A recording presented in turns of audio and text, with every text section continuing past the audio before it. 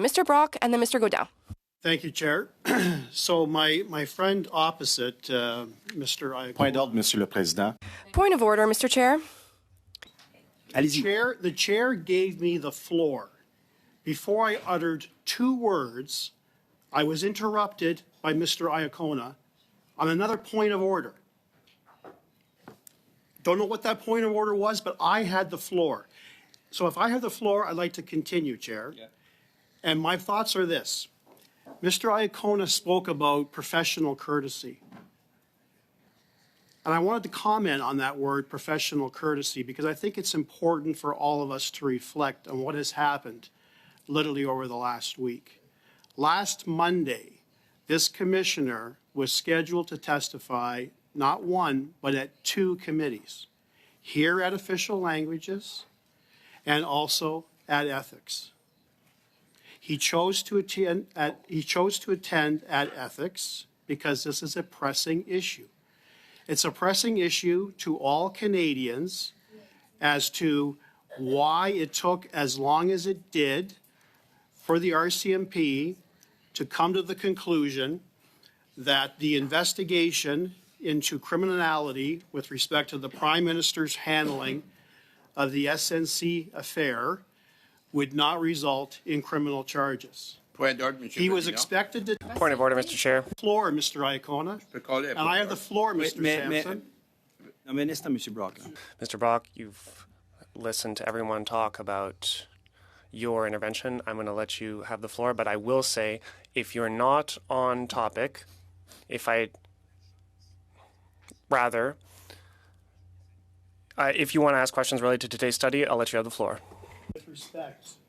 With respect, I wanted to provide a response to the number of interventions from the Liberals objecting to my presence and how I framed a question, which wasn't even framed because I didn't have the opportunity to frame it.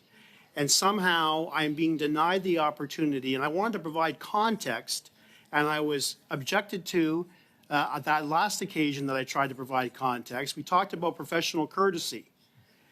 The RCMP commissioner attended last Monday at Ethics, was prepared to comment on the SNC investigation.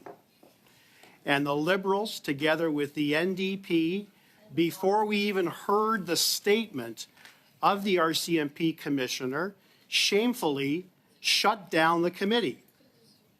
So we talk about professional courturity, Chair. It goes both ways. If I can open just a bracket before you continue, your time is running, okay? Right? My time is running. No, I mean, I'm putting back the clock. All right? Thank you. Okay.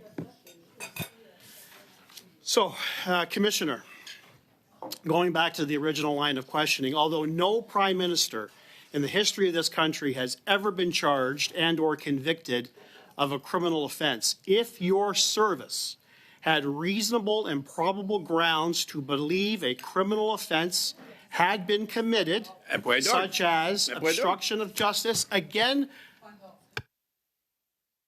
the opportunity of framing a question, now for the second time by the Liberals. Mr. Brock, forget the Liberals or forget the NDP or the Bloc or whatever. Again, you are denying me my privileges in terms of asking a full question. The question was not fully asked of the witness. The Liberals are shutting me down again, and now the chair is shutting me down again.